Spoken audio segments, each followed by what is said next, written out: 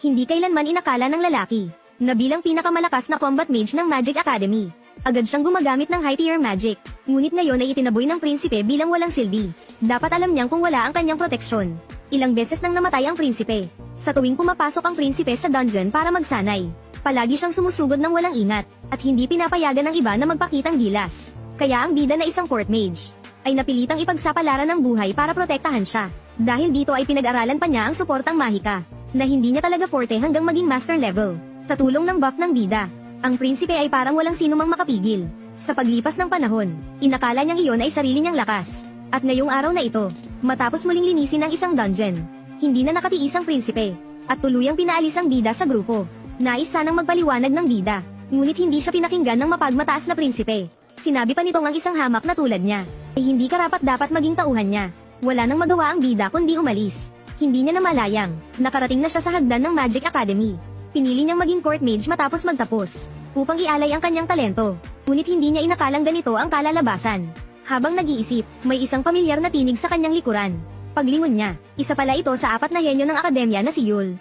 Noon ay bumuo sila ng grupo kasama ang 4 na henyo, na nagtakda ng record sa ika-68 palapag ng dungeon.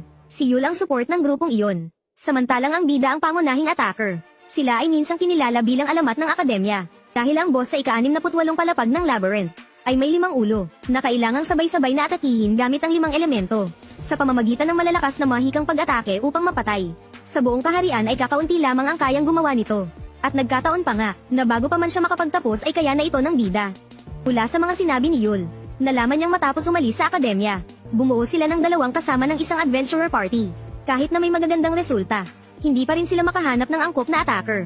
Kaya bumalik siya sa Royal Capital upang hanapin ang bida. Wala naman siyang gaanong inaasahan, dahil lumaki ang bida sa isang single-parent na pamilya, at ang sahod ng court mage ay matatag at maganda. Tiyak na hindi basta-basta sisuko ang bida, ngunit hindi niya inakalang tatanggalin siya ng handgal na prinsipe. Kaya ngayon ay wala na ang kanyang alinlangan. Nang marinig ito ay napangiti na lang ng mapait ang bida, at tinanggap ang imbitasyon ni Yul, dahil siya ngayon ay natanggal na sa trabaho, at kailangan na niyang mag-isip kung paano mabubuhay. Ngunit bago siya tuluyang sumali, iminungkahi ng pulang buhok na mag-warm up muna sila sa labyrinth. Tungkol naman sa target, ito ay ang mababang uri ng halimaw na Crimson Flying Insects. At dahil wala na ang hadlang na prinsipe at ang kanyang grupo, kasama pa ang mahusay na support magic ng pulang buhok. Sa pagkakataong ito, sa wakas ay nakipaglaban ng malapitan ng bida. Ngunit habang sinisikap niyang lipulin ang mga insekto, bigla nilang napansing may mali.